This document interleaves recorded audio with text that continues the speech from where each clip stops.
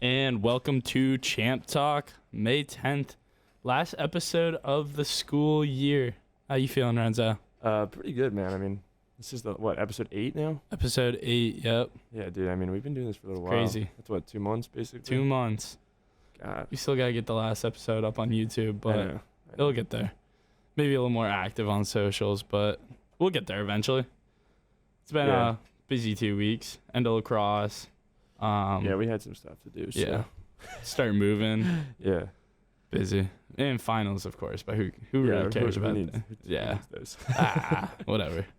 That'll figure itself out. Yeah, eventually. So, we got more football and fantasy football coming at you today. We got a good lineup. We're talking about some of the news and notes around the league like we usually do. Talk about some of our favorites and least favorite teams from Dynasty this year. Some of our preferred picks of each round of a Dynasty draft. And players we feel like are destined for breakout in 2024, both fantasy-wise and regular football-wise. So we got a good list of topics coming up. First off, news and notes. Odell signing with the Miami Dolphins. I actually really like this signing for the Dolphins and for Odell. Yeah, I mean, I think he fits in really well. Behind, he has no pressure on him being, the wide receiver one.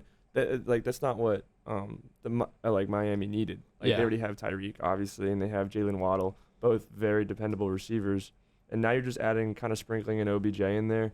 It kind of feels like he's just someone good to have. And what's so funny? Why are you smiling? No. Yeah, he's just someone good to have on the team. He's had, obviously we've seen him in his prime. He was phenomenal. And even with the Rams. Yeah, even with the Rams, a couple years ago. Yeah, I mean, they won a Super Bowl, so, that was pretty cool. And, I mean, the Ravens just was not the right fit. I don't know why, if you're a wide receiver who wants to keep himself relevant, you would go and sign with the Baltimore Ravens to barely get thrown to. I mean, he's shown flashes last year, but nothing crazy. Yeah, they really don't like throwing the ball over there with Lamar and now Derrick Henry. But I mean, OBJ to the Dolphins. I think in my head it makes sense. He just seems like a Miami guy. I totally agree. What do you make of Jalen Ramsey saying, "Oh, remember last time we did this"? I saw that tweet. I don't think this Dolphins team is that good. So Tua will make it to the playoffs. He might shock you round 1, and then he's gonna get dusted round 2. That's all I'm gonna say for the Dolphins in terms of playoffs, because I don't see them Tua doesn't have that X factor in him. He doesn't have that winning. Yeah.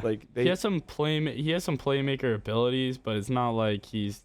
Yeah, he's not gonna go out there and win you a Super Bowl. I'm not a big Tua fan. I just don't think he has all the. And he doesn't have enough arm strength. Yeah. And doesn't read the field. Yeah, I don't. He makes one read, and if that's not there, he's screwed.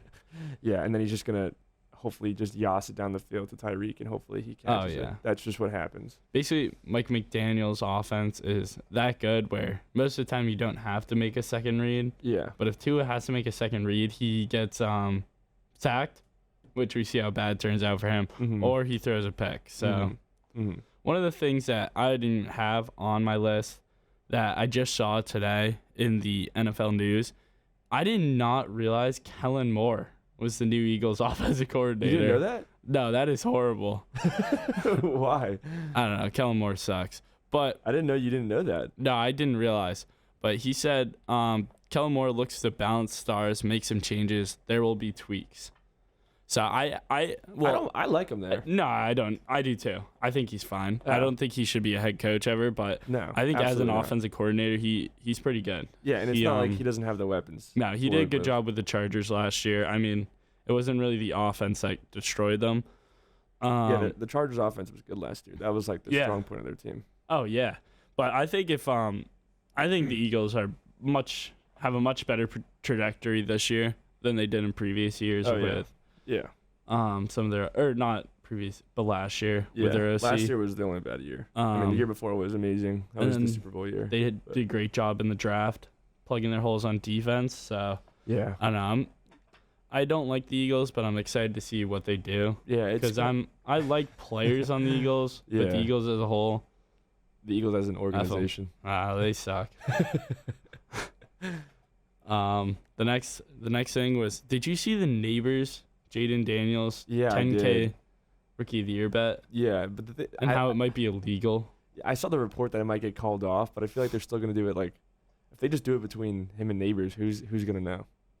I also don't think if they're betting to win and make the, I don't get. Well, I don't think you should be able to sports bet on your own sport, but if you want to do it on other sports, I don't know why that is anything. Yeah, like you have no control over against you. No, I don't get that. But what I don't get is that if you're betting to do your best possible, sorry, if you're betting to do your best possible, I don't know why it would become illegal, especially if it's just a friendly wager. I mean, I guess. Like, even if you do money leagues for fantasy football between friends, technically that's illegal. Yeah. But like, I feel like if they just did it like between themselves, maybe not 10 grand. I mean, I guess the amount of money doesn't matter either, but. No, it's just a preface it. But like, I don't know why. Who's going to know? Why would you announce it? Yeah, who's going to. Well, Neighbors was the one who told everyone, and then Jaden Daniels was like, oh, he wasn't supposed to tell nobody. But yeah, it figures. Yeah, if they didn't tell anybody, like, who would have known if like Neighbors just Venmo'd Jaden Daniels like 10 just grand. Venmo'd him 10K. Like, who would have known? You just get a Venmo transfer 10K. Yeah, exactly. Just and then wait 1 to 3 business days to put Your that name's into like the account. Your name's like Jaden with an I. He spells it wrong. Yeah. And then the last piece, I know I sent you an Instagram post about this. Jordan Love, I keep hearing more and more about his contract and how the fact that he could become the highest paid quarterback in the league. And some valuations have him at $50 million, but I don't know. What are your thoughts? Now we're I feel like we're both big supporters. Very big supporters of Jordan Love. Yes. However, I think he looked very good last year. Yeah, I do too, and I think he's going to look even better this year. Yeah, agreed. However, I don't know if he is $50 million a year good. And I think it might be overspending. I think you're paying for the potential. Yeah, I get that. But like, I don't know. Like, would CJ Stroud get $50 million this year? Like, say he's on a 1-year rookie contract. Like that. Right, that's not real. But no, yeah, I get it. Would he get $50 million? I wouldn't. I would love have to CJ say Stroud. yes. He would, right? He's my favorite quarterback in the league, but I don't know if I'd give him 50 mil. Maybe 40.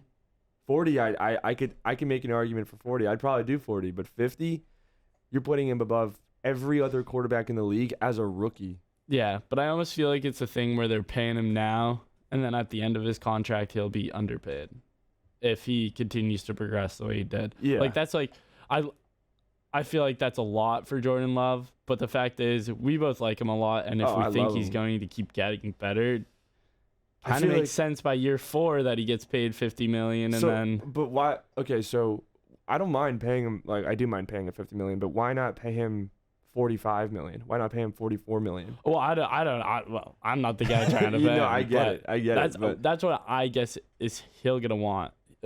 That's my guess at what he'll want. Yeah, obviously, like, because like you look at some of the like recent quarterbacks, like the past year of Joe Burrow and Herbert and Lamar and Hurts and whoever else. Like, I get it. Like, they're getting bank as they should, and Jordan Love should be right there with them. I don't know if he should be the highest paid. And I'm the reason I'm saying I don't know if he should be the highest paid is because it's like what we've seen him do, and we've seen him play. But he made it to the playoffs last year, and they almost beat the Niners, right, in the first round. I think that was it. I don't know. I'm blanking. Wait, say it again. They made it to the playoffs and almost beat the Niners last year in the first or second round, right? Did they win a round? I don't remember. I gotta look it up now. But like, how can you pay a guy who has like one playoff win under his belt, $50 million a year? You know, like, that's what I don't understand. Like, if you want to pay him like 40, 35, anywhere from like 35 to 43, like somewhere in that range, I'd be like, yeah, pay the man. But I don't know if I almost think they're paying him based off of potential. Yeah, I get that, but I just don't know if that's really the move. Yeah, I agree. It's a very hard one to look at, and so I'm trying to pull up. Green Bay beat Dallas first round because Dallas sucks, and then they played the Niners, and they almost beat the Niners, which was impressive because The Niners were really good last Oh, yeah, year. they beat Dallas first round, right? Yeah. I just said that. Yeah, I know. I was shut up. Dude, you're What are you talking about? so mean. I mean, are you not going to pay him more than Deshaun Watson, Kirk Cousins, Dak Prescott, Matt Stafford, Daniel Jones? Take out Matt Stafford because I think Matt Stafford's better. Yeah, Matt Stafford. Like, is he how not much is Deshaun making a year? 46. All guaranteed. That's which crazy. Is the dumbest contract in sports history. And Kirk is making what, around the same? Yeah, 45. Yeah, so I'd pay him probably like 46, 47. I don't know if but like then again, it's like what's another $3 million a year. So like I see what you're saying. And like, not saying he's Justin Herbert or he's shown as much as Justin Herbert, but that's what Herbert got 52.5 at the end of his rookie contract as well. So it's like that's what like keeping your rookie does. You're either paying them that much if they're in that upper echelon or. So Joe Burrow's making 55 a year. Yeah. Herbert's making 52. Lamar's making 52. Hurts making 51. So it'd put him at the 5th highest average per year. If we put him at what, like 47 million? If we put him at 50. Oh yeah. I don't know, because he's also over guys like Mahomes and Allen. Well, Mahomes is a 10-year contract that is just. Yeah, that's unheard of. And it's also he gets so much more money and other stuff like within the contract. I mean within the hill, but within the contract he makes so much more. Yeah.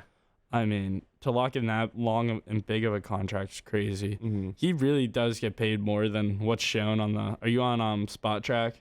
I'm on Over the Cap. Oh, okay. So he gets paid way more than that in like full money. Oh yeah.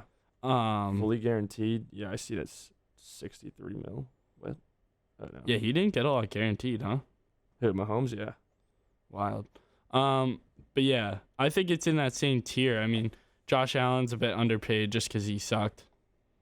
Josh Allen, yeah. 3 years, and then was good for a year, and then they paid him. Mm-hmm. But like, I don't know how you pay him. I don't know how he settles for less than what Kyler's getting. So I kind of get what he's asking for contract wise. Yeah, but like I feel like with the Jordan Love contract, it's like Kirk Cousins. I feel like is a fluke. Like to pay $45 million a year. Like we all know he's overpaid. Like everyone knows Kirk is overpaid. Kirk is like probably he's like slightly above average when it comes down to like talent on the field and everyone else. And like, cause he doesn't. How many playoff wins does he have? One.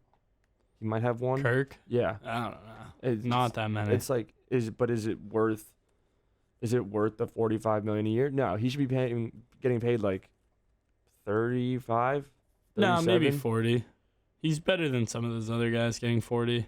The other guys getting 40 are Daniel Jones. At the same time, I don't think those guys should be. I don't think those guys should be getting 35, all these guys 40. are like, overpaid, but it's just such a position of desperation. Yeah, people I will do anything for it. I'm getting it more and more. Paying Jordan Love $50 million a year, I could see it.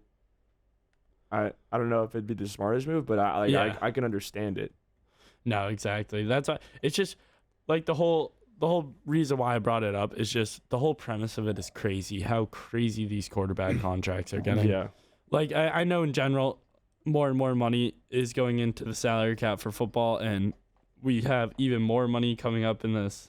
Or we had $30 million added to the cap this year, but you got to be sure as heck that your guy is going to be the starter. Yeah, you have to be like a career-long starter. Yeah, that's your franchise quarterback. Like it's got to be if you're paying him $50 million a year. Like you look at what the Giants are going through right now. You're looking what, like the Saints are going. Or the Saints aren't that bad, but 37.5 with Derek Carr isn't terrible. Is that what they signed him to? I don't know. How many years is that? 4. 2027. 26. Oh yeah, 26. 3, 4, 5, 6. Yeah. That's nuts. I mean, I think Baker finally got like a reasonable contract. I'm wondering what Jared Goff will get now, because that's another piece of news I read that Jared Goff, his extension is like a really high priority for them, which I agree. He's been nothing but great for them so far, and he's only about 28. So Yeah, they need to he lock has him years. in. He has more years. But how much is he gonna make? I'd put him at the. I wouldn't be surprised if they put him in the 50 range. Yeah, and that would be crazy. 'Cause I Yeah. don't think he's that good. Where I think Jordan Love has all the talent to make it worth Yeah. the 50. Yeah. Jared Goff is more of a 45 for me. Yeah. I think he's could better see than that. Kirk. Yeah. I think he should get what Kirk got because I think he's a little bit better. Mhm. Maybe like the 47.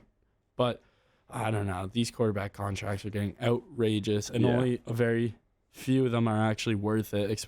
Only the top tier guys like Burrow, Herbert, Lamar, maybe Jalen Hurts, and then Mahomes. Like those guys don't. Mahomes is getting underpaid, if anything. And Allen, Josh Allen's Yeah. on a good deal too. Yeah. So I don't know. It's gonna be interesting to see. I just thought that was one of the more interesting things Oh no, for sure. for news. Because, like you said, these quarterback contracts are just getting absurd. It's a little wild how much money they're getting paid. And like, don't get me wrong, like I'm not mad they're making the money. I'm just saying like some of these guys are much better than others, and yet they're getting paid $45 million a year compared to $30 million a year, whatever it is. So, Yeah. I mean, damn. And then last thing, I thought this was funny. I just read this. Assistant GM Champ Kelly on coin toss decision to draft Brock Bowers. Can't confirm that at all. Apparently, they said it was a coin toss to decide if the Raiders would select Terrion Arnold or Brock Bowers. I mean, I just think that's funny. Yeah. I just wanted I to saw throw that in. didn't Terrion Arnold say that? Yeah. Apparently they denied that. Yeah. I mean, that's just funny. There's no way that they did that. If they did that, No. I would be like, wow. I I'd mean- be like, that's crazy. He ended up on the Lions, right? Yeah, he did. That was a good pick for the Lions. Yeah. I think it would have made so much more sense for the Raiders to go Arnold.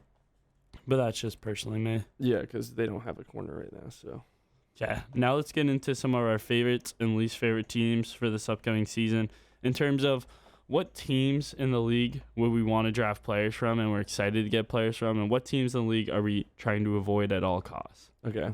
And there can be outliers like Mm-hmm. if, like, say, like, oh, you like the Jets, but you don't want Mike Williams or whatever. You know what I mean? Okay. So I'll start us off. I feel like let's get the clear and obvious one out of the way, the Miami Dolphins. Yeah.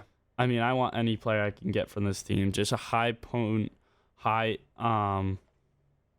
motor offense that loves gunning it Mm-hmm. and is very good at offense, just to put it blatantly. They're one of the teams that I'm looking to get any guy I can get from that draft, especially Tyreek Hill, Waddle, or Achane. And then I feel like another team is in the same conference is the Jets. I'm looking to get any piece from the Jets I can. I know Aaron Rodgers coming back from Achilles injury, and he has a plethora of weapons now, but I love that. I think he got 3 good wide receivers, 2 good running backs. Missing a tight end. They should have taken Brock Bowers in the first round. Yeah. But he's also protected on the O-line. So I think the Jets is an offense to invest for in this upcoming season. Yeah, I like both of those. I mean, I don't know if I'd take Tua. I mean, outside of Tua, I'd I still love take Tua. I mean, He puts up depending so on- many stats later in the rounds. We're talking regular fantasy too as well. Okay, then. Yeah, Or maybe I'd take we're talking Tua. mainly like standard fantasy formats. Okay, so yeah, I guess I'd take Tua. But I mean, yeah, both those offenses. I mean, Tua loves throwing the ball too. They just get him so many easy touchdowns. Yeah, and then like you said, Achane, he's just a beast. He's a speed monster. So I mean, all those guys on that team is just crazy Oh yeah. because they're all just speed. But yeah, like you said, they're both like high motor offenses. They both score a lot of touchdowns. Or the Jets are going to now. Hopefully, they didn't last year. Hopefully. But hopefully they do this year. But yeah, the Dolphins I think is pretty cut and clear that they're going to be scoring a lot of touchdowns this year, especially with the addition of OBJ. Maybe that sprinkles in some more for him. He might even like have a little bit of a comeback year. Who knows? But yeah, the Jets too. I love Garrett Wilson. I think he's super talented, and now he's having a Hall of Fame quarterback throw to him. Plus, you have Brees Hall in the backfield and Mike Williams on the other side. Yep. It's like I don't see how you can go wrong. And then they also got 2 rookies. They got Corley, new slot wide receiver, who I think is going to do great this year. Mm-hmm. And then they also got Allen, the running back, who kind of sucks that he went there because I thought he had a lot of potential. So, all right. Well, I got a team I'm Texans? drafting from. The Texans, yes, but that's not who I was Okay. going to say. I was actually going to say the Detroit Lions. Detroit Lions. Yeah. I mean, between Jared Goff, Jahmyr Gibbs, David Montgomery, Sam Laporta, Amon-Ra. Amon-Ra, How do you St. say that Brown. last, bro? And I'm just running through the lineup. I went from quarterback, running back, tight end. I was going to go to my even wide think receivers. Williams, it took him an extra year because he decided to gamble. Yeah. But he's still super good. But I think he I could love have him. a little bit of a breakout year. Yeah, I think he could have a sneaky good year. But with Amon-Ra and Jameson Williams, I think both of them are going to be really good this year. Plus Sam Laporta, I don't think is going to fall off really at all from what he did last year. I think he's going to produce the same amount. I doubt he does more, but who knows? He could even do more. He could even top what he did last year. But I think the big thing is that the Lions love throwing the ball. Yeah. But then again, that offensive line is so good, and Jahmyr Gibbs and Dave Montgomery are kind of offset each other. Yeah. And both of them are so talented at running the ball. So it's like They'll be a high production offense this year. They're going to be scoring a lot of points, and that's why I love the Lions as a whole. I mean, I love that team. I'm a big fan of the Lions, but I really do like drafting almost any guy I can get from here. I agree. Another team is the Houston Texans. I think they're just going to be one of the flat out most productive offenses and one of the hardest offenses to stop with Stroud. And then wide receivers, you got you got Diggs, Dell. oh my God, I'm blanking, and Collins. And then you got Mixon in the backfield, Yeah. Schultz and Culver on the tight end. Mm-hmm. The fact that I can remember Stove, but not Yeah, like, it's okay. oh my man. God, It's okay. it's early. Yeah. And then I just think they're gonna have a high output this year, and C.J. Stroud will continue to build and develop, and he fed all those guys last year, and I think he'll do it for another year. So I'm buying in on any of them I can. I think they'll be one of the only offenses to produce 3 top 25 wide receivers, Yeah, I could see that totally. or 3 top 30 wide receivers, whatever the number is. Yeah, I could see that. And then the last offense I think is really worth mentioning is the Eagles. Mm-hmm. Same thing about that we were talking about earlier with the new OC. I just think they're destined to kind of shoot up. And then I want to throw one kind of I don't know if they're my favorite, but I like any player from the team for this upcoming year. I think that team is the Washington Commanders. Yeah, that With one's Jaden kind Daniels. of a curveball. Yeah. And then you also got Eckler and Robinson in the backfield. I don't love Robinson this year, but I think he'll get a consistent stream of touchdowns. Mm-hmm. And then as well, I also think you look at their wide receiver core, man, and then you look at their quarterback. I think they could do great things together. I'm one of the biggest Terry McLaurin fans out there. Yeah, I know. Yeah, I need to get a jersey. That's the next step. I love what Terry McLaurin is going to do this year. I feel like he's so underrated. He is. He's one of the best pure wide receivers in the league, taking fantasy out of it. Just hasn't had the quarterback production to really match. Yeah. I feel like He's the best one of the he had was best, Sam Howell. which is wild. And Yeah. Sam Howell didn't like him. I know. He was more of a Dotson fan. Yeah. I think Dotson will have another good year, and I think Luke McCaffrey will slot him pretty nicely He could do sneaky good. at as well. the slot. And then you also got Zach Ertz. So I think this is kind of an offense that's going to grow in this upcoming year. Mm-hmm. An offense that I'm like kind of staying away from. I'm not really like trying to draft from this team, like, with the exception of like one, maybe 2 guys. Yeah. Is the Saints. The Saints, I think Chris Olave is the only guy I Yeah. really want. The only And then if I Kamara falls to me, Yeah. I'll draft Kamara. that's the but only other reason why than I that, said 1 or 2. get I them mean, away from me. Yeah, I don't really. Maybe need, Raheed Shaheed in a dynasty if he Yeah. falls. I've been seeing him in a lot of mocks go late because it's like Derek Carr just sucks. You don't want Derek Carr Nah. throwing you the ball, and plus on And that I mean- offense, they haven't really been producing. A big part of like what we're gonna what we're gonna go over here is all these teams are gonna have probably bad quarterbacks Yeah. or a bad run game. Who did the Saints draft first round? Didn't they draft McKinstry. No, that was their second round pick. Oh, tackle Tallis. Oh, they got Fuaga. I like Yeah. that pick. Yeah, I Yeah. liked him as their pick because he's a guy who can move around the front. I think another offense to kind of stay away from this year is the Pittsburgh Steelers. One I never like picking Pittsburgh Steelers guys. It's like drafting New England Patriots. Yeah. Yeah. I hate Arthur Smith, but I think they have a couple guys. Like I'm gonna take Wilson, the new Roman Wilson. Roman Wilson, I like slot him. corner out of Michigan. And I might take Najee Harris, maybe. How do you feel about Pickens? I think he's getting drafted too highly. I don't think he's that good. I don't think he's that good. I think either. he's just a great jump ball guy. So he makes all those flashy plays. You know, the flashy guys are always the ones who get like the hype. like the moss, like you just moss some dude. Well, Moss was. No, I'm saying like Oh, he just yeah. mosses Yeah, a guy yeah, like in the yeah. middle Like, of the field. Like The 50-50 jump ball receivers, Yeah. but then you watch them run any other route and they look like they can't read. Yeah, like how do you think he's gonna do with Russ? It'll be fine. I think Russ will kind of help that offense do better than last year, but at the same time, I'm avoiding the Steelers unless they fall at a good price. What about Jalen Warren? Nah, I've never been a Warren fan. My friend Will, who we did the draft with, Yeah. loves Jalen Warren. Yeah, he also loves Will Levis, so I think it's can't just believe 'cause I got to pick next to that kid because Yeah. he loves, like, half the guy he likes, half the guy he, like, loves, I can't stand. Yeah, I And know. then the other half are, like, the guy I literally would want to pick. Yeah, I know. So he just, like, I've been talking to him about this for years, and he's just like, "Oh yeah, I love that guy." I'm like, "Why?" that's He sucks. my friend Nathan, who's also going to be in the draft we're doing this weekend. He doesn't like wide receivers. Like, he won't take any. And I'm like, Lad McConkey is literally going to get 10 receptions per game. But you Yeah. don't, like, Yeah. he hates Cooper Kupp. He's like, I think Cooper Kupp's trash. Okay. I'm like- that's just absurd. I'm like, dude, this is just like, He might have fallen off in the last year, but trash. it was before last year.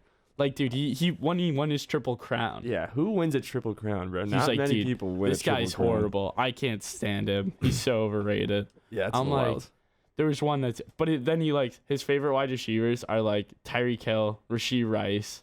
I'm like, dude, What? you just love people who like What? armed robbery and arson. Like, Yeah, really. I don't know. Will, Okay. I was playing Xbox with Will last night, and he was like, "Dude, you got to tell me who Brennan likes so I could steal him."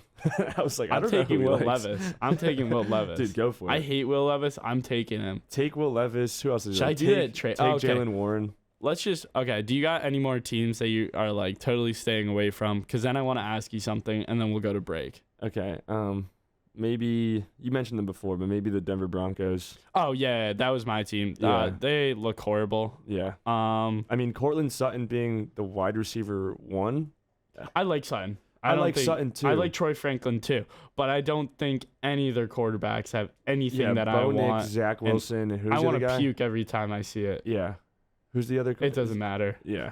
And then Javonte Williams is leading the backfield. I like Javonte Williams. I like Javonte actually, and I like Cortland. but not That's it. fantasy wise. No, I don't not want either of fantasy them. wise. Not fantasy wise. I'd take Cortland at the right price. Javonte, I'm gonna let stay on the board. Yeah, I don't I really take need I Javonte. take I take Javonte Williams at the right price too. Depending on what price we're talking. But I think the last team to kind of throw out there. Oh, I 100% the Giants. Do we even really have to talk about this? Yeah, I mean Malik Unless Drew Neighbors Lock is is the starting. yeah, the Malik Neighbors is the only Yes, but- maybe. I don't like where he's going in drafts Yeah. right now. Neither do I. He's going way too high. But he's the only guy where I'd be like, you know what? I'll take a shot on this, but I'm not wasting a first round or a second round pick on Malik Neighbors. Yeah. Maybe even a third. And then a couple teams that are out there. I think the Falcons, the Green Bay Packers, the Bears Bears. We didn't talk are about the Bears. are all going to get a significant boost this year from last year. Mm-hmm. And then also teams like the Cowboys, the Seahawks, the Browns, How do you feel about the Titans? the Patriots. I think they all see a significant boost. The Titans, I don't know. I don't 'Cause want they to look got at them. Calvin Ridley. Who's the other guy? They got Calvin Ridley, D-Hop. Tyron, Traylon Burks, and D-Hop, D-Hop. And yeah. then they also got Pollard. I just don't like Will Levis. He's I not don't either. good. I don't either. He throws like he every time he throws, it looks like he's like trying to gun it as fast as he can, and those guys never do well. Yeah. And I think he'll throw way too many picks. He had but that that's just one. me personally. He had that one good game against the Dolphins where they came back and they kind of went crazy, and then Yeah, that was he also his kinda- first week, and then once teams Yeah. learn how to play him, he done. just falls apart. Okay, so this is my thing. I know you don't like getting involved with it, Oh, but with trades, yeah, I don't like getting involved in other people's trades. But But, for the sake will of of the this, for the yeah. sake of the show. I'm here. Okay, I got offered the 4th overall pick in So the you're first at round. the 5th, right? You're at the 5th. I'm at the 5th. Okay. Will's at the 4th. Okay. I got offered the 4th overall, Okay. the 11th round, his 11th round pick, and his 9th round pick, and then I got to give up my 2nd, 3rd, and 6th. So you'd have back-to-back firsts. Back-to-back first. I could pick up Amon-Ra and Brees Hall, or I could pick up Bijan Robinson and Brees Hall. Yeah, I mean, the guys who won't be on the board are Jefferson, Jamar. I'm Maybe. assuming, yeah, maybe. Maybe CD. Maybe CD. You could get if someone like in the top 3 wants. Like if CD falls to me, bro. It's oh all my you need is God. one of the top 3 guys to pick a running back, Yeah. because then you're getting one of the elite Who's 3 of picking top 3? Jefferson, Jamar, and CD. I think it's your Nathan, friend. Darius, and Sykes. I have no clue. They're all wild cards. I don't know about Darius. Okay, Nathan I think's going Jefferson. Darius, I have no clue. I have no idea with Darius. I haven't heard from Darius. No. And no. then my Luke? other friend is just like, I was like, dude, you gonna join the league or what? And he goes, I've been busy with finals, and you know I'm a last minute guy anyways. And I'm like, okay, so when I text you 2 hours before the draft, you better join. I was like, I know, whatever. But yeah, that trade is very interesting. I'm thinking about throwing back a counter. Wait, you're giving up a second, and then what? I'm giving up a 2nd, 3rd, and 6th. The 2nd and 3rd. It's not terrible. And a 6th. Yeah, and then I get a 1st of the 11th round and 9th. I think, okay, don't tell Will this, because I think if I could move up and get the 10th and 8th round instead of the 9th or like something like that, there are much better players on the board before the 11th round. Like the 11th round has a huge fall off for Yeah. Dynasty. So if I can move up, I think it might be worth it, especially because I don't love the guys who are getting back to me in the 2nd round.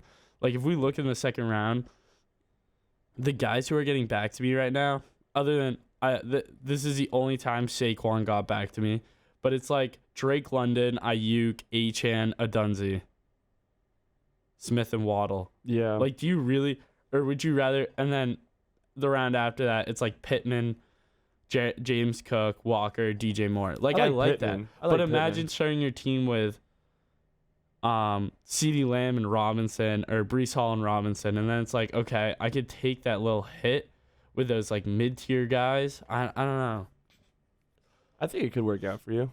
I do too, especially because if you go to the 10th round, I gotta pull up my other mock draft real quick because I've done like 18 of these. Yeah, I've done so many. It's not the right one. Give me a sec. Should we go to break and come back talking about this? Probably. Okay, we're gonna go to break real quick.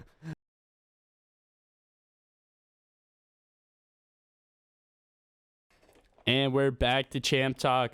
We're currently discussing the trade I was proposed before our inaugural dynasty draft. What we're doing this year is we're doing both veterans and rookies together in the draft. So it's gonna make it kind of interesting. Me, I've only done a veterans only and then a rookie draft after. So this is gonna be interesting. And I was proposed a very interesting trade. I was proposed I am sending out my second round pick, the 208, the 305, and then the 608. And then I'd be receiving the 104, the 904, and the 1104. Yeah. It's kind of like that would be a crazy way to start this dynasty. I think you should just do it though. Or send a counter. I'm going to send a counter. I will send a counter. That's for sure. Yeah. Because I actually like what he sent me, and I've always wanted to do one of these trades. It's just finding like the right value to get back. Mm-hmm. I think the most interesting part to me is how I can maximize what I get back. So I think if I could get maybe a 10th round back instead of that 11th, and maybe an 8th instead of that 9th, like that 8th puts me in territory to get would put me in the territory to get Jordan Love in the round before, and then still be able to get one of the wide receivers I like on the way back. And that 904 I like, but the 1104, like the 10th to the 11th round and really the 9th to the 11th is a huge drop off. Yeah, it really is. Like you go from all of a sudden picking guys like Cortland Sutton, D-Hop, Singletary, Corum, which I don't love Corum, but Dynasty is fine. Dotson, James Conner, Watson, guys like that. Maybe even like a Charbonnet or an Evan Ingram or Mitchell fall to you. Maybe even Keenan Allen. But then once you get into the 11th, you're drafting Mostert, Keandre Miller, Chase Brown. Like, it's a very significant drop off. Yeah, it's really not a round that it's going to be very popular. I don't even know. Like, I know I got some targets in there that I want, but like it's just best of the worst at that point. You know, it's like you're betting on potential. You're betting on who might have a breakout year, someone who hasn't really shown flashes at all, and you're just like, please do well. That's really it. But I mean, yeah, those later rounds, like you said, like the 12th, the 11th, whatever, there's just a big fall off of who you're drafting and who you're really targeting. Oh yeah, exactly. What I was kind of looking at this is like, okay, if I give up my 6th round pick, who am I going to be missing out on? And then also if I like, who am I missing out on my 2nd, 3rd round picks? And then who am I gaining with the picks I'm getting back? So I kind of was looking through it, and I'm like, I'm only going to use guys from my mock draft that I already previously did. And I'm going to say if they went after the pick I'm going to be getting, then I could get them. And then if they went for my pick or after, that's who I'll be losing. So basically my 104 in this mock would be CeeDee Lamb.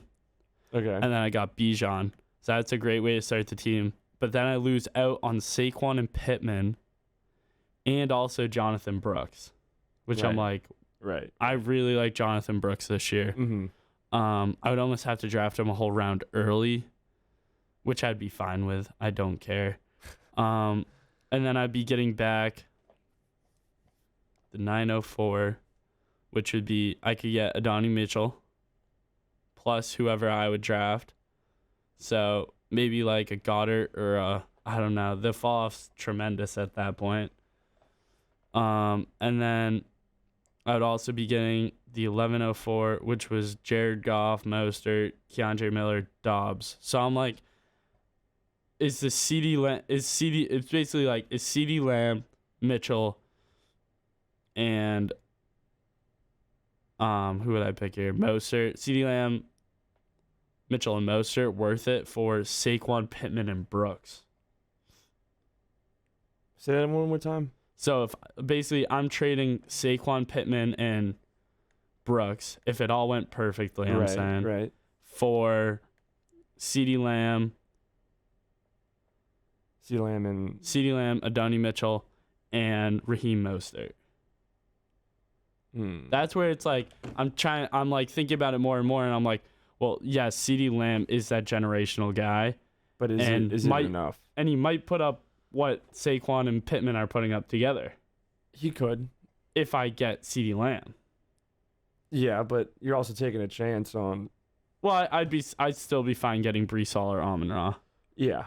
But yeah, that's where it gets interesting.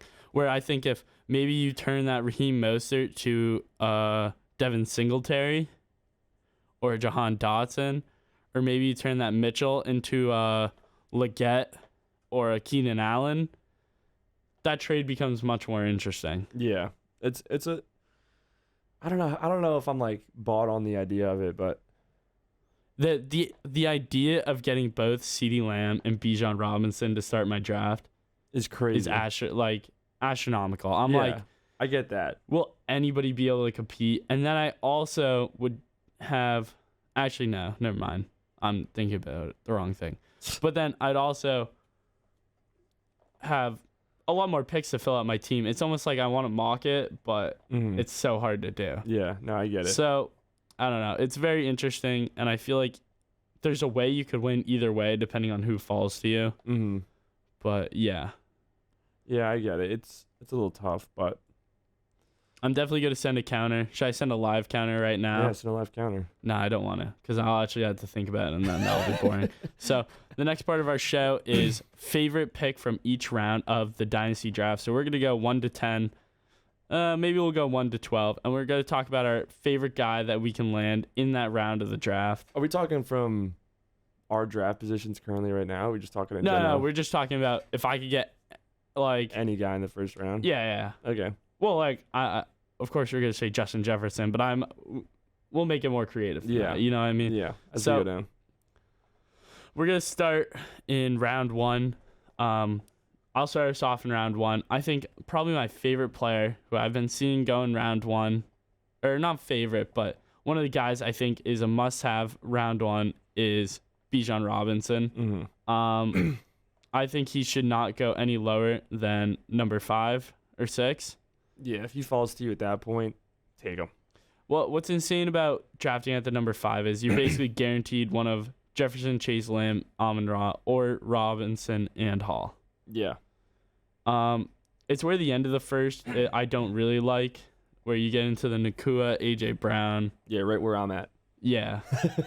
No, but you could get McCaffrey. Yeah, still. I could still get McCaffrey, depending on. Or like falls. Marvin Harrison. Mhm. That's the other guy. Do I draft Marvin Harrison at the 5? I don't know. Just got no run. That's who I was going to talk about. I'm not going to lie. Yeah, he's my other guy who I'm like, I know he's a rookie, but I think he belongs in the first round easily. Yeah, just because it's Dynasty and it's like his potential is just, his ceiling is so high that it's like, how can you not draft this guy? Yeah. Wide receiver 1. We know he's got the talent for it. We know he's got the frame for it. We know he can play.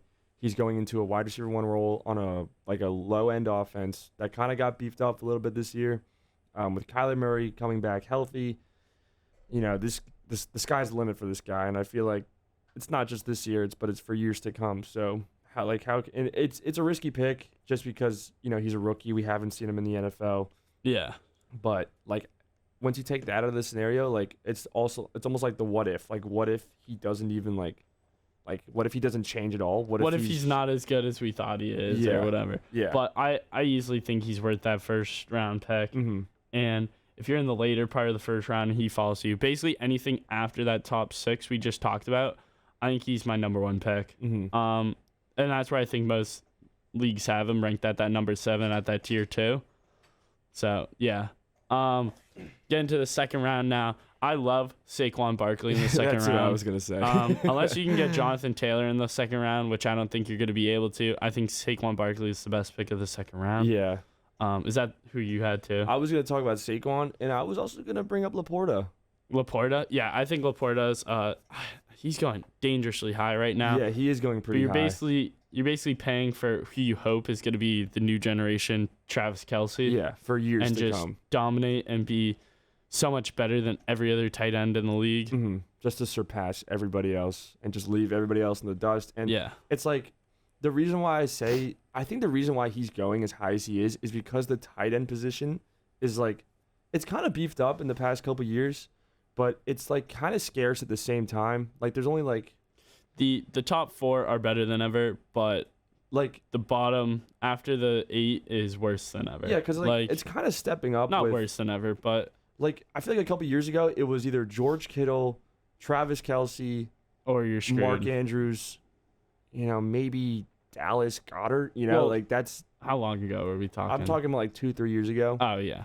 Like that, but now you have Sam Laporta, now you have Kincaid, now you have Trey McBride, you got T.J. Hawkinson, Njoku's even stepping up. So what I'll say is, does that make it more or less worthwhile to pick a tight end in the second round? That's what I'm thinking. I don't know, because a lot of them I'm like, oh man, I need to get my hands on Laporta, because like I talked about it before, like he's like a solidified like pick where I can tight end one, yes. yeah. But like the positional dominance it does give you, because even over those other guys are good, but way more inconsistent. Yeah. He's also young. I think he's only 23 right now. Yeah, so like that's another factor of it is how the longevity that you're gonna get from him. I mean, he was a tight end 1 in his first year, and is he really gonna go down? I don't think so. He might drop to the 3 at the worst. It's like he's gonna be in the elite tier of tight ends. And in I mean, like, and in a lot of dynasty leagues, I know our dynasty league, tight ends have a little point boost. Yeah. Like, for catching. Like, in our league, it's going to be 1.25 points per reception for a tight end, where it's only 1 for any other position. So it's like, it makes it interesting. Yeah. So all these tight ends off the board, it's like, I don't know. Like, do you like him top of the second round where he's kind of projected right now, or I don't know. I feel like, because see, I would feel take, like it's to personal preference. I would who take else is on the Saquon board? as soon as Jonathan Taylor went. Yeah, it's who else is on Maybe the after board. ETN. I like Saquon and JT more than ETN. I do too. And I feel ETN is higher on our board. ETN's younger. But ETN is higher like on our physical draft board than Saquon, Yeah. which is wild to me. But Well, I think it's just not because of the wild age. to me. I think it's just because ETN's 25, Saquon's 27, and Yeah. Saquon gets hurt. Yeah. And also, I think the Eagles could like use a power back a little more to steal his. And Jalen Hurts steals his touchdown. He's basically the power back. Yeah, Big old bum. yeah. Just kidding. I like Hurts. No, Nah, Hurts not to me. really. I love But, Hurts. So let's transition to the third round now. One of my favorite players, if he slips to the third round, to go and get right now is Please say who I think you're gonna say. what? No, just say it. I'm gonna tell you yes or no. About what? No, I'm just Who kidding. you're gonna say? So, wow, I did have him. I don't know where he went. James Cook. Okay, that's not who I was gonna say, but I do agree with that pick. No, maybe not James Cook. I don't know. You go. I was gonna say Michael Pittman. Michael Pittman. Yeah, Yeah. that was one of the other guys. Yeah. I don't know why I'm blanking on who I just was going to say, but I love James Cook though. I agree with you. no, Who no, else? Who were you gonna say? No, I really like Ken Walker in the third round. What I think is absurd is that Rashee Rice is still projected to go in the third round in sleeper right now, but it's okay. I don't really love that. Oh no, Josh Allen in the third round was my guy. Oh, okay. Josh Allen in the third. It's because on sleeper when you like sweat. I don't know. Josh Allen in the third round is an insane value. Just his ability to both run and pass. Yes, he throws a lot of turnovers. Yes, he doesn't play the prettiest of footballs, but yes, he puts up a lot of points. He does. Every year. I think he's great. Now let's go to Michael Pittman, because Michael Pittman is honestly one of my favorite guys. He's so slept on. I feel like when everyone talks about like Top wide receivers. yeah, he's so slept on. Yeah. Like he does the little things right, and like I feel like the only reason why he's not getting as much attention as he does is because they had Gardner Minshew last year, and like they weren't really winning. Like they were winning games, but No, they didn't make it to the Minshew. playoffs. I think Minshew fed him very good. Yeah, he had did a very well. productive He did year. so well because of Minshew. I mean, he was the wide receiver 25 last year. But he was a 25 Yeah. in fantasy rankings. I thought he would have Yeah. been much higher than that. I feel like he was putting up like 15 points a game. He hits him down. Okay, there's no way he was wide receiver 25. There's no way. That doesn't make any sense. Because he's putting up 24, 14, 17, 4, 10, 20, 16, 18, 14, 16, 20, 28, 20, 12. Like, that's enough to not be the tight end. Oh, let me look it up. There's no way. You keep talking. Yeah, but I feel like here's the other thing though, because later in the draft, when you get to like, where is it? Maybe we'll talk about it later. But I feel like having Pittman like it's just so good. And, like, and I feel like he's so reliable. And I don't like the Colts at all. I'm gonna be so honest. I don't really love the Colts. I like Anthony Richardson and I like Michael Pittman. I'm like so on JT, but. Sorry, he finished the wide receiver 13. Yeah, I don't know why it had him that low. That makes more sense. Maybe it had him as, I don't know why I would have him as sleeper. a 25. Yeah, I see know. that too. I don't know why they have that there, but yeah, I love Michael Pittman. I kind of slept on him last year. Like in the draft, I was like, no, I want to stay away from Pittman. And that was my biggest regret. I picked Pittman last year, and he's been great. He was going in the 8th round. Yeah, that was my biggest regret. He's an insane talent, just the way he can get jump balls in that. Absolutely. Let's go to our 4th round now. One of my favorite guys who falls to the 4th round pretty regularly is Rachaad White. I have him going a lot in my 3rd. In your 3rd? Okay, I'll change it then. No, DeAndre Swift. But I get it. I think DeAndre Swift I like is that too. the last of a running back tier with Pacheco. I think him and Stevenson, if you can get him in the late 4th, they are great picks to add to your team. I don't know. I just think they're going to get a lot of touches, a lot of touchdowns this year. Yeah, I can get behind that. Both of them are great talents, and I like Rashad White, and we saw what he did last year on Tampa. He did really well. I feel like that was kind of like we saw flashes of his breakout. Yeah. And I feel like this year we could definitely see the full bloom breakout. Mm-hmm. And then not same with Swift, but Swift also, we know he's reliable. We've seen what he does on the Lions and what he did on the Eagles. Now we see him on a brand new offense in Chicago, being the RB1. He can blow up. Yeah. I think he could do really well. Oh, yeah, who's your fifth rounder? Oh, I didn't say my fourth, but I'll say my fifth too. I'll say both. Fifth. Just go to your fifth. To go to my fifth? Yeah. I kind of like. Okay, so here's the thing. I was gonna ask before, but I'm gonna say real quick who I like. I like Joe Mixon here. Yeah. I really like Joe Mixon leading this, like I said, brand new offense similar to Swift, brand new offense, and kind of like just the clear-cut RB1 who's going to be getting a lot of checkdowns, who's going to get a lot of snaps. Yeah, I think he'll get a lot of work. attempts, and they're going to use him way better than the Bengals did because I don't think the Bengals used him correctly. I think Pierce will get a decent amount of run this upcoming season. For sure, because Pierce is still some sort of talent, but Mixon is still like I think he'll have a very good season, and he, unlike these other guys in this tier who you're kind of uncertain of, he does have 3 more years left on his contract. Like, I don't know why people are so afraid to draft him. I don't know either. I don't know, but I'm kind of liking it. But I got a question. How do you feel about like the receivers here, like Pickens, Devontae Adams, Jordan Addison, Deebo Samuel, like the guys going in the 5th round around here? So my guy was actually Xavier Worthy. I feel like if he's in the 5th round, I want him as a rookie. But then the other guys, so Pickens, Deebo, Devontae Adams, Addison. I mean, if you want to win now, Devontae Adams is the guy to go get. Gardner Minshew can fuel an offense. That's the thing. Like we saw what Pittman did last year on the Colts. Devontae Adams being the wide receiver 1 now. I think Devontae Adams got 2 good years left in him. So if you want a guy who's kind of a bargain for where he is, the other guy, I have no clue why Deebo Samuel is this low. Yes, I get he's 28, but he was the wide receiver 7 last year. Yeah. And he missed half the season. Yeah. Oh, no. Yeah, he missed 2 games and was still the wide receiver 7. I don't know why he's so low. I get he's old, but I think he's still got years left. I agree with you. The only reason why, I mean, this has nothing to do with like where he's being drafted. I just don't like him. Who? Deebo. A lot of people don't like Deebo. I just don't like Deebo. He's a fantastic football talent. He's insane yard after abilities. Yeah, I just can't get myself to click on his name and draft him. Yeah, there's something holding me back saying I know he's great at football, but like I just don't want him on my team.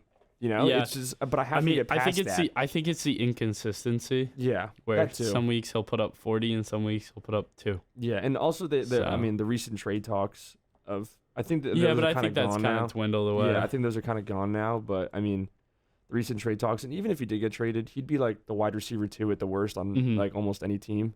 So I mean, it's not that bad of a deal, and that's not that big of a deal. But who knows? If you're just joining, we're talking about our favorite players from every round of from this year's dynasty drafts. So we're going round by round, talking about who we would personally want to fall to us in that round. Right now we're now going into the 6th round. I feel like if Kyle Pitts makes it to the 6th round, I see him you going take in the 6th Kyle Pitts in the 6th round. I could see that. I just think he finally has a quarterback who can feed him, and he finally is going to be able to showcase and actually match his skill to production. Yeah, I mean, outside of Brock Bowers, he was one of the highest rated tight ends coming out of college. Yeah. And we haven't really seen that at all in the NFL. He was a much higher rated tight end than even Brock Bowers was in terms of his ability to catch. He has made some phenomenal plays. I really just think he gets screwed over with the fact that he hasn't had a good quarterback yet. And I agree with that. And I feel like now that he does have Kirk Cousins, and he likes throwing to the tight end. Yeah, who loves throwing to his tight ends. And this guy is talented. We know he's talented. We're not blaming Kyle Pitts. We're blaming the offense. Yeah. We're blaming how he's being used. he's finally going to get his potential or his chance to really show that he is the guy. So now that he's dropping to the 6th and we know his potential, we know he's got a high ceiling, it's a great pick. Yeah. My 6th round, who I like, I know he's old, but he's, in my eyes, super reliable, is Mike Evans. I love Mike Evans. Boo. Dude, I don't care, dude. I don't care. The lowest points he put up last year was 12. I know. He consistently puts up 1,000-yard seasons, and I don't see any reason for that to change this year.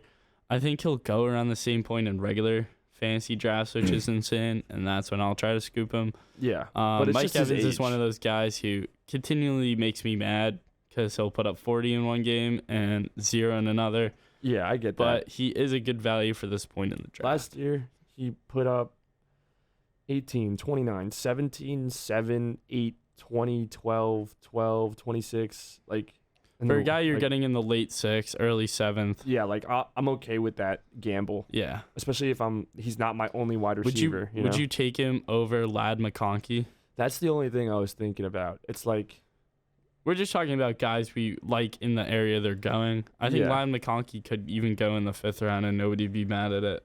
Late 5th round. Like mid to late 5th round. I think Jonathan Brooks is the other guy we got to mention. I love. Oh, yeah. I didn't think he's going to go this low in fantasy drafts. I think he's going to be the workhorse running back. And he looks very good. Really good. Just like all those other Texas running backs that come out. So he's another guy I'm kind of looking for in that area. Yeah. He's I think he's a little slept on just because no one really talked about any of the rookies or the rookie running backs in this draft. Like, no one really knows, like everyone knows, obviously, Neighbors and Harrison and whatever and whoever else. But I feel like the running backs kind of got, like, pushed aside because of the talent everywhere else. And I feel like that's kind of the reason why all these running backs are kind of falling off. Okay, let's go over to the 7th round. Who's the guy you're targeting in the 7th round of this draft? See, the 7th and the 8th, I really don't like. I have one guy. I don't like. I like the.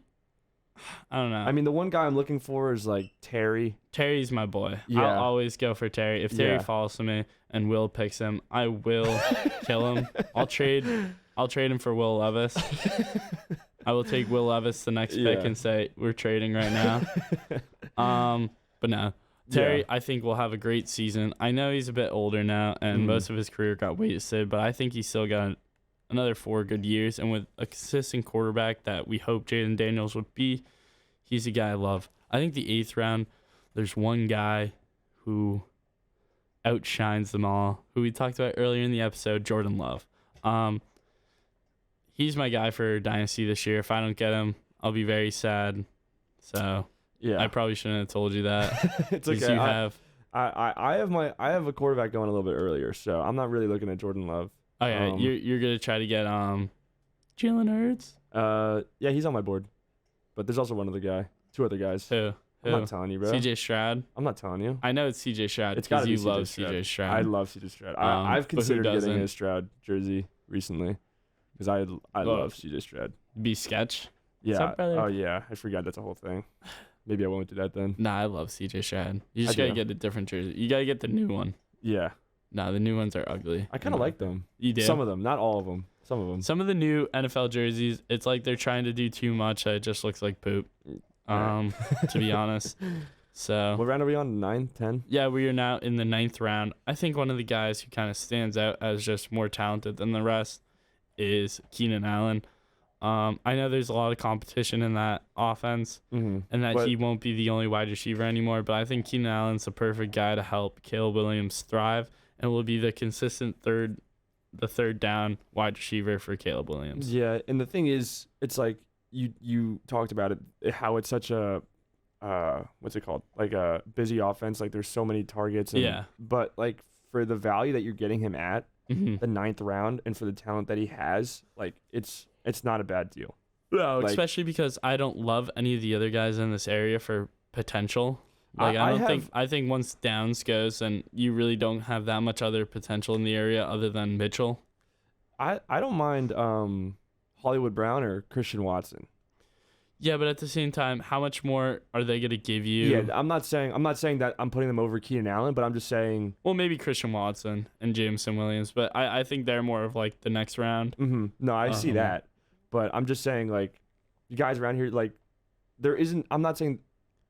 What am I saying? I'm not saying that they're better than Keenan Allen. I'm just saying there's not a huge fall off in between. Yeah. You know what I'm saying? Mm-hmm. It's not like you're going from Keenan Allen to like Quentin Johnson or something. You know, it's yeah, it's a decent fall off though, for sure, but it's not crazy. 10th round. Do you get anybody specific? Because I got one. I mean, I think Devin Singletary is just a great value here. I think Zach Moss, even though it says he's really projected to go in the 11th, 12th, yeah, that's where I see Moss also going. would be a good value. I love Moss. I think both of them are gonna be decent running backs on teams that need running backs. Yeah, I think Chase Brown might steal a little from Cincy, but I don't think Chase Brown's gonna be the starter. I think it will be Zach Moss. Yeah, I think so too. With Brown coming in as the change of pace back, but Moss looked great last year, so I like both him and Singletary in this round. Yeah, and I also like Roman Wilson. Yeah, I do too. I think Roman Wilson's a good pick here. There's a couple guys who are like sneaking into this late part, but I think you really got to hammer running back at this point, because after Moss and Singletary, you want at least 4 running backs on your team or you're kind of screwed. Yeah. The other guy is Gus Edwards. I feel like we'll have a decent year. Yeah, he won't be too bad. But how do you feel about Jerry Jeudy? I like him. I have always thought Jerry Jeudy was a little underrated. I thought he created great separation and just didn't have the quarterback who was able to feed him the ball. You know, in Cleveland, I don't love it. He's a wide receiver too there. Is he? Behind Amari. I think he might be behind. I think him and Elijah Moore might split a lot of reps too. Oh, yeah, I forgot about Elijah Moore. So, I don't know. I like Jeudy here. I'd rather Troy Franklin, personally. I'd rather Roman Wilson. I'd rather Polk. Yeah. But other than that, maybe I'd rather Jacoby Myers too. But I think he's a decent value. I see him more as a 12th rounder. 2 of the guys before we go to break. What do you think about Quentin Johnson and Mike Williams? So Quentin Johnston, if you're getting him in the 12th, 13th, 14th, like somewhere in that range, I'd say maybe take a chance depending on who else you have on your team. He was a first round pick last year, and I mean, depending on who else you have on, if you have dependable wide receivers that you know can do well, then I'd say, all right, take a shot on Quentin Johnston because maybe he blows up later in the year. I mean, this is kind of the part of the draft where you're picking guys who are almost like kind of like, you don't know how much you're gonna get anyways. I feel like you're betting on, like we said before, potential and like what they could be. And Johnston is one of those guys who could be good on an offense that kind of fell apart. Now you only have McConkey and Johnston now as your wide receiver 1 and 2. I don't even know who the starting tight end is right now. Who? For what team? Chargers. It's Disley. Who I kind of like. Yeah, he's all right, but he's not a guy to be like hogging targets. Is my point. Yeah. So there's a lot of open opportunity for somebody to step up in that offense. If Quentin learns to catch the ball, he could be really good. Hopefully he does. Really good. I mean, I figured he would have known by now being in the NFL. But yeah, and going through a couple years of college, whatever. And who was the other name you said? For wide receivers at this point, I don't know. You said Jacoby Myers. Jacoby Myers. Yeah, he's obviously behind Devontae Adams at Las Vegas. Is there anyone else? I feel like he's a wide receiver too, right? He's got to be the wide receiver for Las Vegas. Yeah, it's Adams, Devontae Adams. Well, yeah, he's the wide receiver too. I mean, I'm saying Jacoby's the wide receiver too. Yes, sorry. Yeah, obviously behind Devontae Adams, and I drafted him late last year because I was like, oh, he's a wide receiver too on a half decent offense. I mean, he did very well. He did, dude. Week 1, he comes out with 29 points. He's a very good wide receiver. Yeah. The biggest problem with him was catching touchdowns, but I've said it time and time again. Gardner Minshew is good enough to feed this offense, and he just finally is getting his chance. I hope. And so who is there? O'Connell. Yeah, O'Connell. Aiden O'Connell. Yeah, so he was a late round pick. shouldn't have played last year. He's too young. Yeah, it was just He because has of Jimmy some G. he has some potential, but Yeah, but the thing is, Gardner Minshew has done it year after year, been a reliable starter on multiple different teams.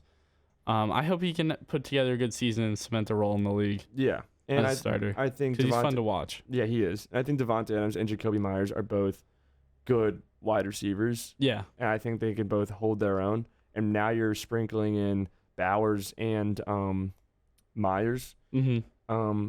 It's a sneaky good offense. Yeah.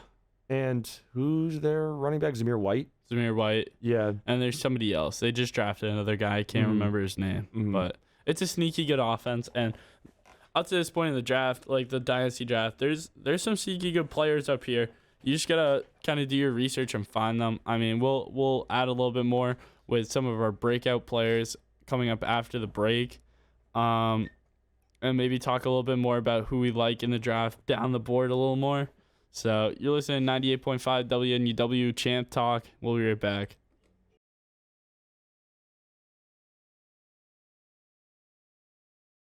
What?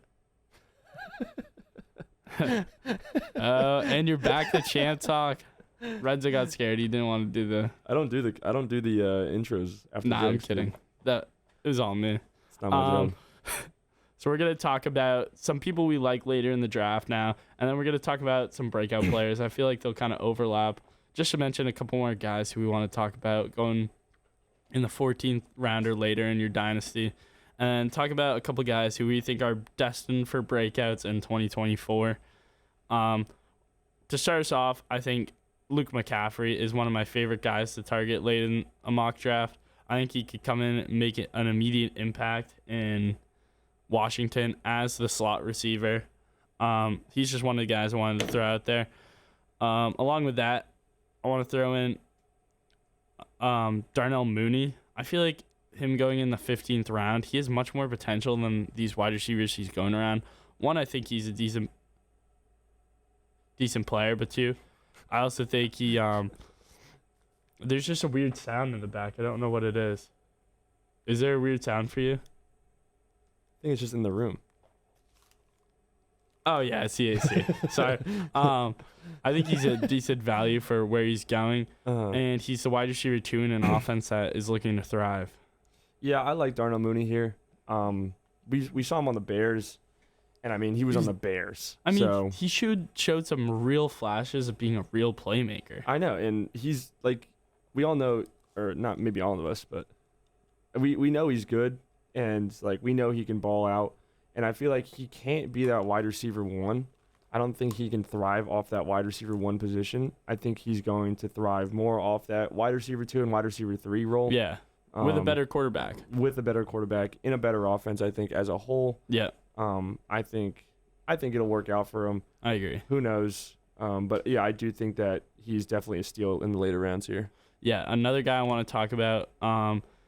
Shout out Will Levis. Don't draft him in the 14th round. Absolutely not. That is I don't a terrible care when spot. he's on your board. Never take him. Yeah, it's just not worth it. No, he's in the 14th. He's fine to go get. I kind of like him as a backup, a guy who has the potential to, with a huge arm and a good offense, to potentially break out. If you can get him in the 13th, 14th, and you just hate your life, he's a great guy to go get. Yeah, I mean, if you just want to suck at fantasy football, yeah, pretty much hit Will Levis and you're good.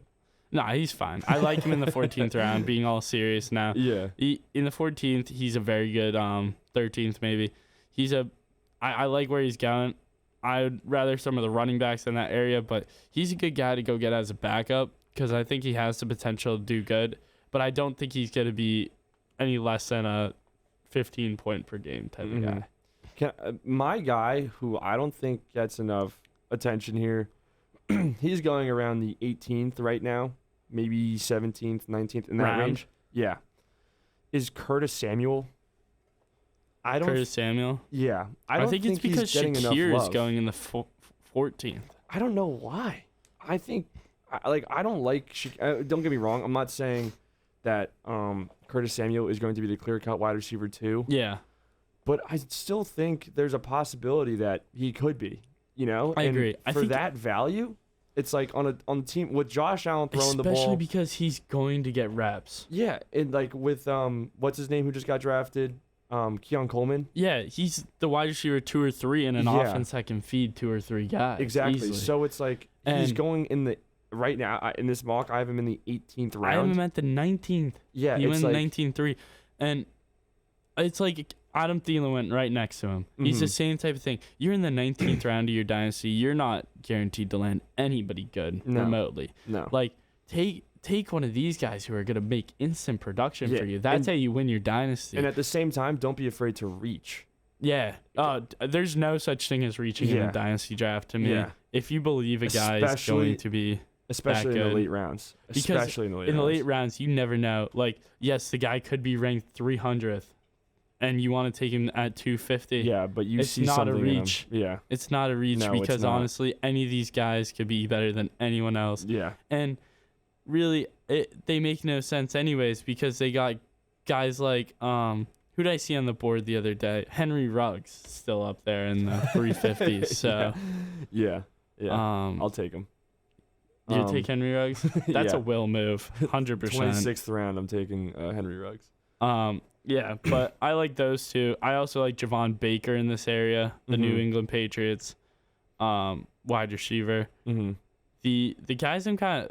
One of the things I want to mention real quick is J.J. McCarthy going in the 11th or 12th round. That's horrible. Don't pick J.J. McCarthy there. I'm sorry. Absolutely not. He's at his best, he's still the same potential as all these other guys. But where did oh, okay, I didn't have it swiped out. Where did Drake May go in yours? Mine, he went in the 10th. In the 10th round? Yeah, he went in the 10th. Oh, okay, yeah. No, I found him.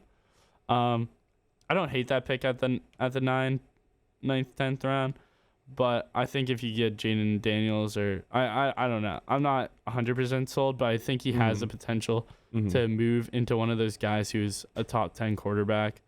So, someone who I like later on, who I've going in the 20th right now. Yeah. Who we talked about before, and who could be, fed. I mean, you're looking at like deep wide receiver 3 here. You're not looking for any starters on your team anymore. Yeah, but it's the 20th round, and it's a guy to go get. I'm saying maybe OBJ. OBJ? Yeah, maybe. Yeah. And that's a big maybe for me just because we've seen like him kind of fall off in the past couple years. But I think he'll be better on the Dolphins than he was on any other team. And I think they'll make a point to use him. That's what I'm thinking. So I'm like, and especially for this value in the 20th round, I have him going at the 29, the 20, and then the 9th pick in the 20th round, whatever it is. I think it's pretty good value, for someone who could kind of break out. And God forbid something happens to Jalen Waddle or Tyreek Hill. Yeah, he's the next guy who steps up. I agree.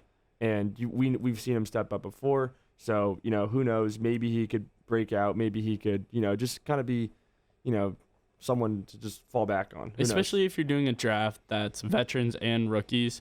This last part of your draft, especially the last 4 rounds, you should just be hammering rookies, in my opinion. Because guys like Matt Collins or Noah Gray, like they're not. If you can go get like any of the new rookies coming up, especially like the tight ends, I think Stover's gonna be out there for a while. Oh yeah. I can't forget it. I can't remember his name. Who's the rookie tight end for the Sanat? If you can get Sanat in the 19th round, Washington, I'd pick Sanat in the 17th. Like, there's no reaching on a guy like him. He's gonna instantly be the starter, one of the only ones, and you're pairing him with another rookie. I love that pick there. One guy who fell to the 21st round, and who honestly I totally forgot about. He's a rookie. Brendan Rice. Yep. I mean, I totally forgot about him. And the other guy, can I throw him in because he's also a Charger, is Vidal. I think both of them have clear access to be able to be starters in the near future. Vidal went in the 17th for me. Oh, really? Yeah. Jeez. He's all over the place. He's one of those guys who go back at the top or bottom. Yeah. My mock draft, literally, if you look, it's all wide receivers.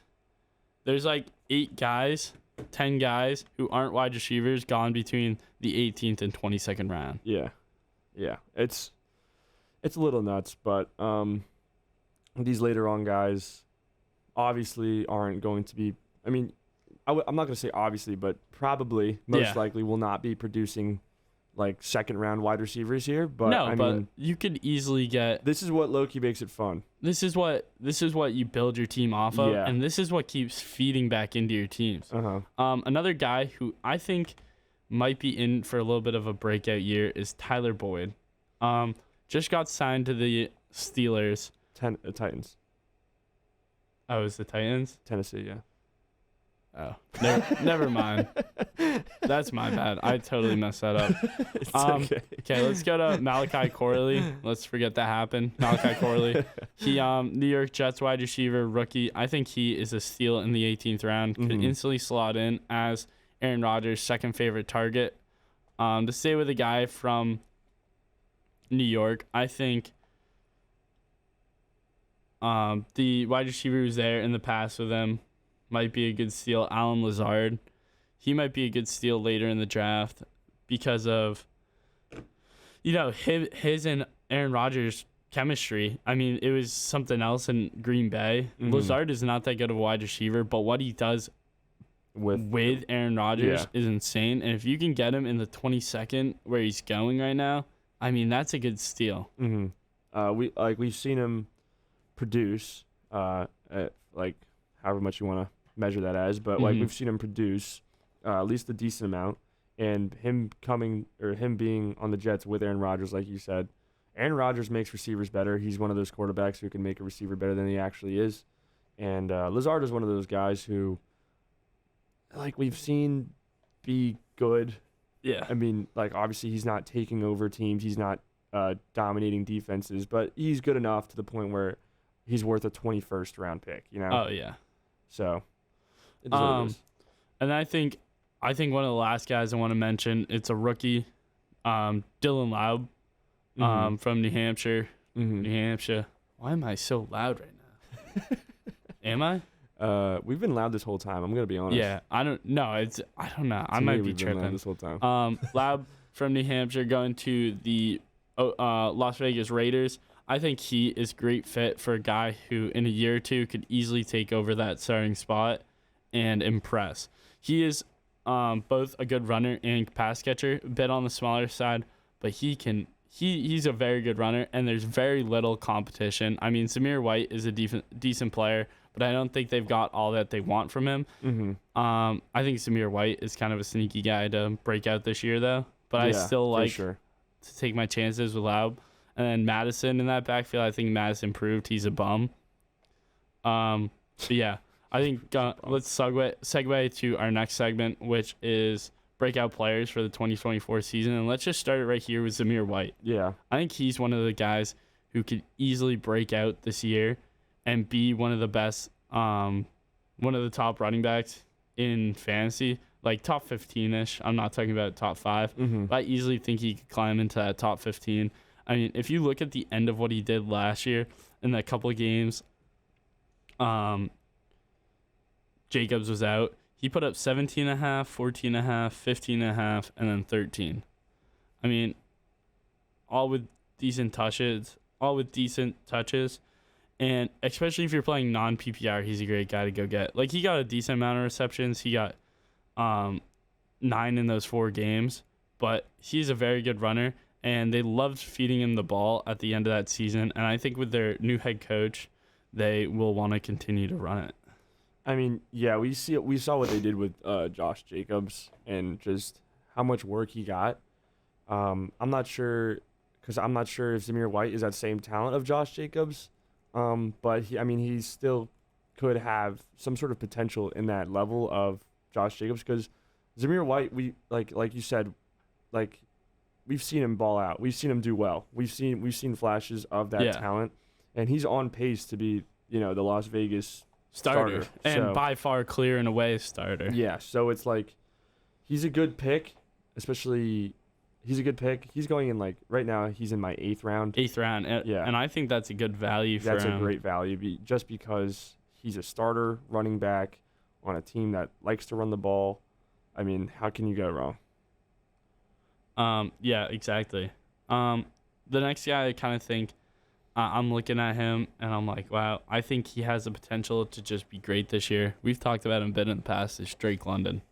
Mm-hmm. I mean, he has a lot of flashes of being a really good wide receiver. And I don't think there's any doubt that he will be better than he was last year. He's an obvious breakout candidate. And with Kirk Cousins, even though he's coming off an Achilles injury, and with the new offense, I think they're all learning it together, and he'll blow past what he did in past years, and could easily be a top 10 pick. Mm-hmm. We're talking about Darnell Mooney, right? No, Drake London. Oh, sorry, Drake London. Top 10 wide receiver. Yeah, Drake London. Yeah. Yeah, he's been really good for what he's had. I feel like he's tried to make the most of what he's had, and he's done a pretty good job at it. I feel like it's a similar situation to Garrett Wilson, like who had Zach Wilson, who had Mike White, who had these trashy quarterbacks, and now he's finally getting someone who is competent and can actually think and throw the ball accurately to these talented wide receivers. Yeah. And Drake London is kind of at the forefront of that, especially on this new look Atlanta offense. I think he could be a really good pickup here. He's going in the round 3.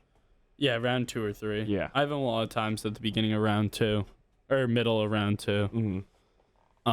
I think he's better than, I'd take him over Neighbors. I know Neighbors. I don't know actually, because Neighbors is a different animal, and he's only 20. Yeah, he's so good. It's just if Daniel Jones wasn't throwing the ball, he'd be as high as Marvin Harrison. Do you think Drew Lock beats out Daniel Jones for the starting spot?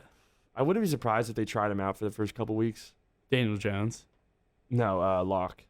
Actually, no, Daniel Jones. Yeah, that would make more sense. And then if Jones sucks. If Jones is just not doing what he's supposed to be doing, they just throw in Lock. I mean, Jones is decent. He just doesn't have any of that. He doesn't have insane arm talent. Yeah, but everyone's Daniel Jones fans have been saying, well, he's never had a wide receiver one. Well, here you go. We just gave it to you on a silver, the Giants front office just gave it to you on a silver platter. Yeah. It's here. If you don't perform now, you're done. This is, I think, is his last year by a long shot. Yeah. It's make or break for Daniel Jones. The only thing, you could keep making excuses for him, though, because after Neighbors, who do you got? Allen Robinson, who they just signed. I mean, you got Jalen Hyatt, you got Isaiah Hodgins, you have Darius Slayton, Wan'Dale Robinson, but nobody who's really jumping off the page. Actually, I like Wan'Dale. But I feel like these guys aren't that bad. I feel like no, this actually isn't the worst wide receiver room. It's just, is their offensive line anything good? Oh yeah, that's a different story. I mean, you got 3 guys from their left guard to right guard I've never heard of, and I know most of the players in the league. Yeah, I don't know how I feel about that Giants. I like their tight ends, Daniel Bellinger, and then Darren Waller if he returns. Yeah, I was gonna say, is he gonna retire? Who knows? I don't know what he's gonna do.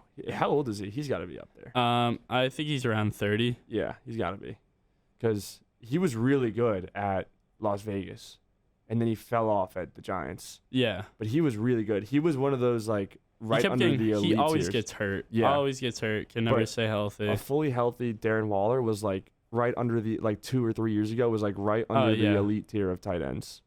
He wasn't quite He's the 31 Travis Kelce. years old. Yeah, he wasn't quite the Travis Kelce or George Kittle, but he was right behind him. I'd say. Yeah, and at some points you thought he was gonna pass him. Yeah, and then he got hurt.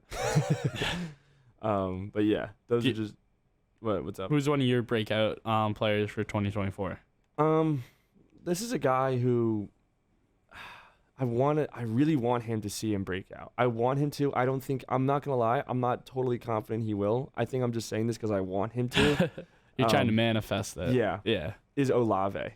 Yeah. And I think Chris Olave kind of, I don't know if it's he needs to break out still, but you're waiting for him to turn into that dominant wide receiver one. Is that what you mean? Yeah, he could be I already think he's a wide receiver 1, but you're waiting, we're waiting for him to really transform. Yeah, turn into an Amon-Ra or I don't know if he'll ever get there. Yeah, but like a Jamar Chase or something. I don't know if I don't know. I think he has the talent. I just think he does. Derek Carr sucks. I know. When Jameis Winston was in, was that who was throwing the ball? Yeah, he got 18 more targets. We've talked about this before. He went crazy for that. With that one game, he went nuts. Yeah, and then after that, Derek Carr comes back and he sucks.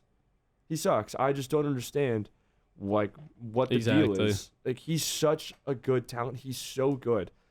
I remember him being in that remember that photo of all the Ohio State wide receivers on the bench with CJ Stroud. It was Olave, Marvin Harrison, and then it was Garrett Wilson. Who's the last one? I'm blanking on it. But I saw an edit of like where they all had their NFL jerseys on. That was pretty sick. Like CJ was in his Texans, Olave was in his Saints, Marv was finally in his Cardinals, and then you had Garrett Wilson in the Jets. That was a sick photo. But I don't know who that last guy was. It was Olave, Garrett Wilson, Marvin, and was it London? No, it wasn't London. He didn't go to Ohio State. I don't know. I'll find it. Yeah, I don't know, but yeah. I mean, I still feel like Olave is a guy who I just really, really want to see improve, and I want to see kind of because, like you said, he is the wide receiver one on that team. There is nobody who's even competing for that. There, it really isn't close. I mean, Shaheed is the wide receiver too, but that's a huge fall off. Getting Olave to that dominant like top 7 role of being a wide receiver is not really. It was Paris Campbell. No, just kidding. It was Jackson Smith and Jigba. Oh yeah, yeah. Seahawks. Yeah, I forgot about that. But yeah, it's getting him to that elite tier or like really good tier isn't really on him. It's really on who's around him. Yeah, and who's gonna make him better because we know he's got the talent. What quarterback is going to come in and really start feeding him the ball? Exactly. And if Derek Carr doesn't start doing that this year, what do you do? Like it's well, Derek Carr should have been cut already. Yeah, I don't think he should be on the team he's anymore. He's barely good enough. Yeah, he's like holding them back from completely hitting that reset, but I think they're kind of doing it because they're so tight on money. I know. If they had, they have the worst salary cap ever. But let's go to another one. Yeah. Two tight ends. Who I think are prime for a breakout this year. One's going significantly higher, but we already talked about both, so I'm going to keep it brief. Kyle Pitts and Trey McBride. I think both great receiving backs, or great receiving tight ends, and could easily break out to finally show their full potential with healthy enabled quarterbacks who can get them the ball. They're both looking. I like both of them. McBride's a little too high on my thing. But I think if he ends up breaking out like I think he will, he'll be worth that pick. Yeah. Trey McBride, we saw him last year. He kind of came out of nowhere too. No one really suspected him for the first 7 weeks, he put up, his highest points was 6 points. Yeah. Oh, I'm sorry. No, it wasn't. McBride? Yeah. Yeah, but then his highest points for 6 weeks was 10 points. Once Ertz was cut. Yeah. And week then 8, he drops 25. Ertz was cut, and then Kyler came back, and all of a sudden, week 8 he drops 25. Week 10 he drops 21. Week 13 he drops 23. Week 15 drops 20. Like multiple 20-point games. Yeah. And he finished at. I mean, this is saying that are we believing sleeper rankings? Because it says tight end 10, which I believe, but he's is that not. accurate? He's higher than that. He was. But if he was higher than the tight end 10, and for the first 5 weeks, he only put up, maybe 12 points? Yeah, collectively. Insane. Yeah, I mean that just shows. But like we touched on before, that kind of shows like the scarcity of tight ends. And like I was talking about how it kind of like recently the tight end role has deepened, but it's still so scarce at the same time. I know I'm contradicting myself. He it doesn't finished make any as sense. the tight end 7. Yeah, like that's high for basically missing your first like half 5 the season. Yeah. 5-6 weeks. Yeah. And whatever else he did. I picked him up at the end of last year, and he was insane for me. Yeah. But, like, finishing as a tight end 7 while missing so many weeks, it's like, I don't get the tight end position because there's so many good tight ends, but only a few of them, like, you really see producing like a wide receiver. From week 8 to 18, he was the tight end number 3 behind only Njoku and Evan Ingram. And was averaging 15 points per game. So when he was the starter, he averaged 15 points per game. That's nuts. What's crazy is I had him and Evan Ingram in my one league, and then still lost in the championship. It's all right. But yeah, Trey McBride, he's someone who's kind of stepping up, and someone we can see really, like you said, have an outbreak season. Yeah. Who else we got here? I mean, part of me wants to say, I mean, we talked about this before. Part of me wants to say Neighbors as well, but or maybe Can't really say Neighbors. He's a rookie. Yeah. Jaden Reed is another guy who I kind of love. I mean, every time you look at, if you're talking about Jordan Love having a great year, I mean, I feel like a large part of it is because of the success Jaden Reed had in his rookie year. And I think I could see an even bigger second year for him. One, he's just a great all-around player. But two, he's the guy that Jordan Love goes to time and time again in big moments when they need a touchdown. If we look at wide receivers last year, Jaden Reed finished. Let me get this 1 sec. He was really good, and I didn't really realize how good he was. He finished at wide receiver 25, but if you look at him after his bye week in week 7 on, he finished as the wide receiver 7, averaging 15.4 points per game, and that's him as a rookie. I think he could continue to dominate in upcoming years, being that guy that Jordan Love continually falls on. I think he's by far the number one wide receiver in that offense, and the only one who won't get pulled off the field for any of the others. So I really like Jaden Reed, and I could see it so easily why he could be great next year. And I didn't, like I just said, I didn't really realize how good he was last year. Yeah, he kind of went under the radar because he had a slow start and he was a rookie, but he wasn't the rookie because Puka Nacua was doing so well. Yeah, I kind of, wow, okay. I got to look for him now. Another guy who I kind of want to break out, similar to the Olave situation, but different in a way because they don't like throwing the ball, is Zay Flowers. I love Zay Flowers. I think he's really, really good. I just don't think if the Ravens decided to throw the ball more, he's obviously the wide receiver 1 on that team.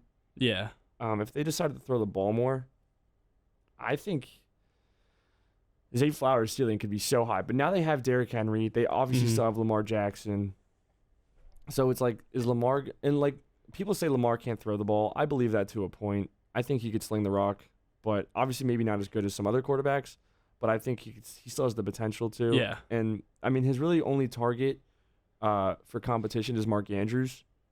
I don't even who's the wide receiver to Rashad Bateman. Yeah. So it's like no. Who? Yeah, maybe it's Bateman. Did they I'm not draft sure. someone else? I don't know. But all I'm saying is Zay Flowers is someone who's so good, similar to Olave, so good, but just it really isn't getting the amount of targets to be in that elite tier. Because if he was getting it is Bateman. Yeah, if he was getting like targets after targets, because he had a couple of 20-point games, a lot of double-digit games, a few single-digit games here and there, like 1.7. I remember I had him starting that week. I was pissed. Yeah. I mean, if you look at, like, you talked about his end of season already, right? No, but I was, yeah. 23 points by 21.7, 23, 22, 20. Yeah. Like, had a very productive end of the year. And I mean, it's just about Lamar continuing to be trying to be that pocket passer instead of something else. Yeah, and really focus on Zay Flowers. Yeah. He is that guy, and I feel like they just haven't given him the amount of attention. Maybe I think this could be a breakout year for him. Yeah, I agree. Exactly.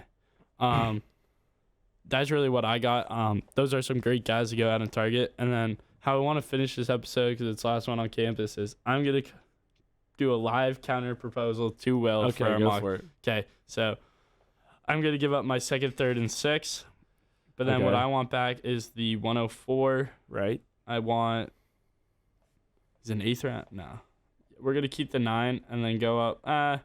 Let's go to an 8 and a 10. And I feel like that's a decent ask for it back. Then that puts me in the range of... I don't like his 10th round pick, actually, though. He's at the 4, right? Yeah. Like, I'd almost rather give up the 5th. I'm going to ask for the 8 and the 9 back. His 8th and 9th.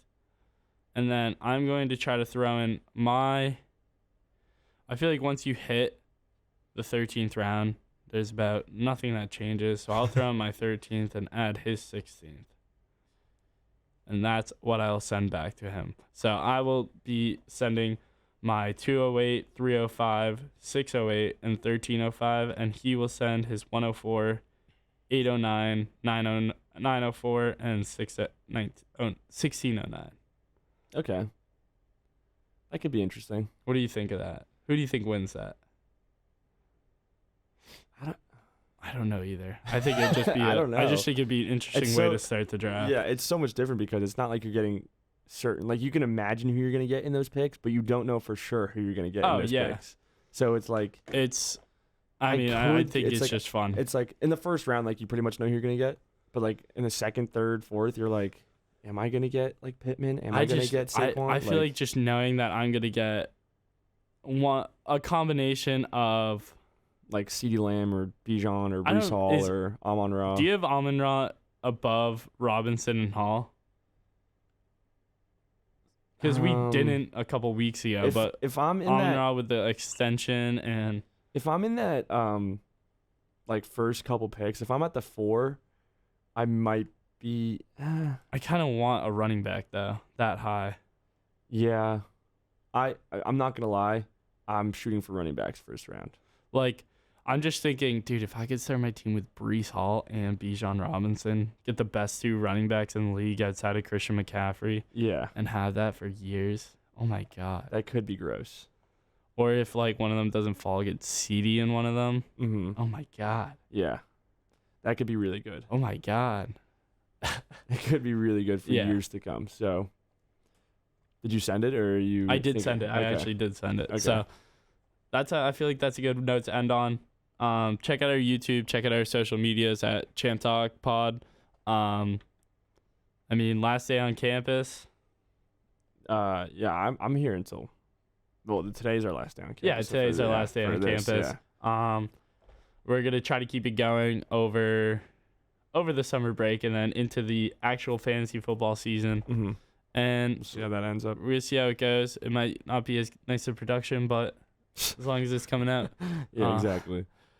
Anything you want to say? Any last words? No, I'm all good. Okay, this is 98.5 WMW LPS, and